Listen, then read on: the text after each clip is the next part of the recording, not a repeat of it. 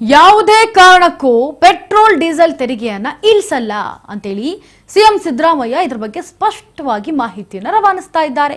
Petrol ಡೀಸೆಲ್ನ ಮೇಲಿನ ತೆರಿಗೆ ಬಗ್ಗೆ ಈಗ ಸಿಎಂ ಸ್ಪಷ್ಟನೆ ಕೊಟ್ಟಿರೋದು. ಯಾಕಂದ್ರೆ ಕೇಂದ್ರ ಏರಿಸೋದು, ನಾವು ಇಳಿಸೋದಾ?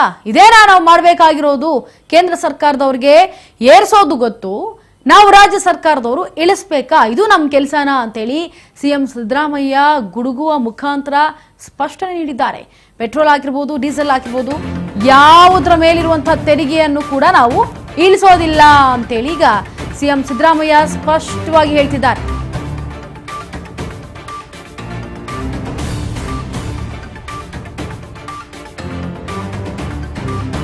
ಕೇಂದ್ರ ಸರ್ಕಾರದ ವಿರುದ್ಧ ಗರಂ ಆದ ಸಿಎಂ ಸಿದ್ದರಾಮಯ್ಯ.